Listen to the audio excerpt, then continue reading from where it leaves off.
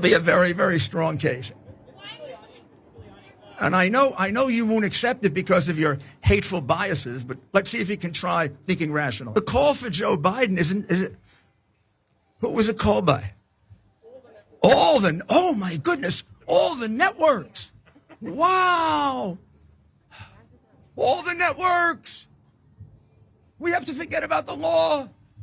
Judges don't count. Come on, don't be ridiculous. Networks don't get to decide elections. Courts do. So that was a little throwback for you, but with a point, because that was Rudy Giuliani, the personal lawyer of the former president, in charge of his legal case that he tried to make that he should remain president, continually reiterating that judges decide, courts matter, and the judges did decide.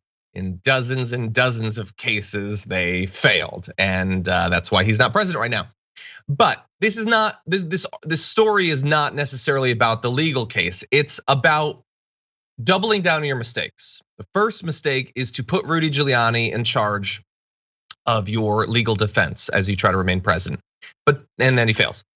When you then put him in charge of your last ditch effort to remain president, which is the alternate electors plan, probably not a great idea. And that one failed too. The news today is that he was, in fact, apparently even more in charge of it than we had previously thought. We knew that that this was going on. 7 different states, Arizona, Georgia, Michigan, Nevada, New Mexico, Pennsylvania, and Wisconsin all tried to put together alternate slates of electors, which doesn't mean anything. It's not real, but they believed it could help them to steal those states away from Joe Biden and make Trump president. We knew that Giuliani was meeting with those people, but no, internally, apparently, he was very much in charge. They were, as the Washington Post says, gathering in plain sight these electors, assisted by campaign officials and Rudy Giuliani. Giuliani actually is now being reported to have overseen the effort internally. These were not just a few meetings. These were not just a few phone calls. He was in charge of this. And that is according to former campaign officials and party leaders who, like some others interviewed by the Washington Post, spoke on the condition of anonymity. One of the people familiar with the plan said Giuliani was assisted at times by an anchor from the right-wing network One America News, who I haven't yet seen identified. And it's really a wonder that it failed. They had one of the weird news bots from OAN and Rudy Giuliani, Brett, and somehow Trump is not president today. This is amazing on every single level. To rewatch that original video that you started out by showing, and his big, like Rudy Giuliani, the guy who slayed organized crime in New York City, was like rolling up his sleeves being like, here comes round 2, Judgment Day, where I nullify an election through like a systematic trial lawyer approach of me, the former wunderkind of RICO cases and organized crime. I'm gonna call the electoral process organized crime and take it down. And as fast as that happened, we then realized that we thought the most ridiculous thing was gonna be that he was in front of 4 Seasons total landscaping. But at the end, we discovered that our man was actually going to lose an unprecedented amount of court cases. Like when he says the courts decide, the courts did decide. And the court said, no, sir, and knocked him the hell down.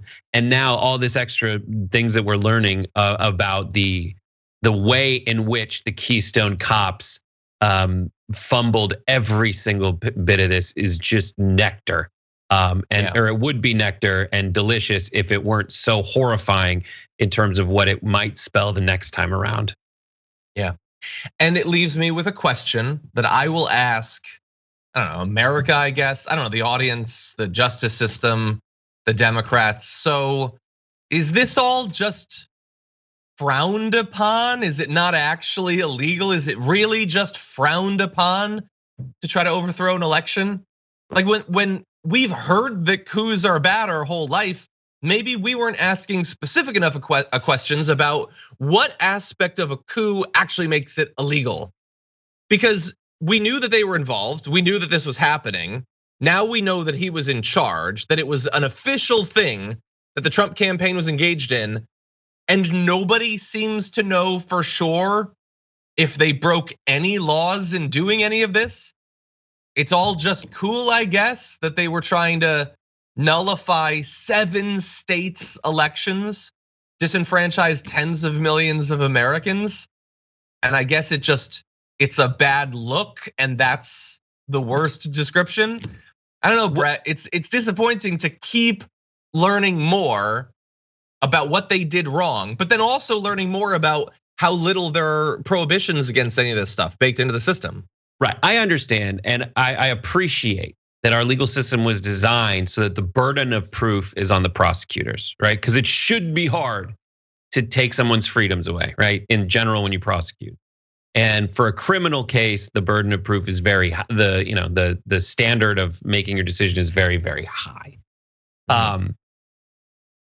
And another disconcerting thing is like, yeah, where is that line where they draw where they're like, now this is a coup? But that's been a theme for people on the right for a very long time. For a very long time, dating back, let's talk voting rights and citizenship. Like originally, they were very explicit. The original census said something like, to count citizenship, you have to be a white, I think, property-owning man on good behavior in order to be a citizen. And then over time, we were like, that's really racist and misogynist. And then over time, the people who wanted to keep the power that they originally outlined were like, all right, we're gonna change the wording. But the spirit all still remained the same. We want an elitist centralization and protection of this class, right? And it kept going and going. And they just got more and more coded so that they were skirting the letter of the law. And that's happening here. They're trying, they haven't pulled out a hatchet and tried to kill anybody or hack down a judge, but where do we draw the line? And then the other thing that is the theme of that side of the aisle, so to speak, is throw the book at them. Throw the book at them, make an example of these kinds of people. And that only has to do when it's like with marijuana possession. Oh, throw the book at them, lock them up for a long, long time. Sure. But when it comes to attacking the most sacred element of our democracy, it's like, come on, he didn't take a hatchet to anyone's throat. Yeah, it's messed up.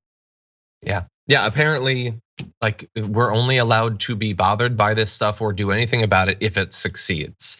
In which case it's too late at that point. That's what it feels like. Yeah, it's precedent too. That's the other thing in the law, precedent. Oh, we're not gonna go prosecute this kind of thing. Where's your precedent? I guess they'd rather not lose, but and that's the game. The game is them to convince us it wasn't a big deal, and it's our job to remind everyone that it was. Yeah, and again, like we've experienced a year of people like Tucker Carlson saying this wasn't a coup, this wasn't an insurrection, focusing exclusively on the riot, which itself was an insurrection. Take it up with the dictionary if you don't like that, and ignoring that they tried to steal it in the Senate. They tried to steal it in the states. They tried to steal it in the courts. But again, he's not going to identify it when he wanted it to succeed. For more political news, breakdowns, interviews, stories of activism, and me trying my hardest to care about the occasional big celebrity news story, subscribe to our YouTube channel at youtube.com/The Damage Report. And you can ring the bell wherever it is so you don't miss anything.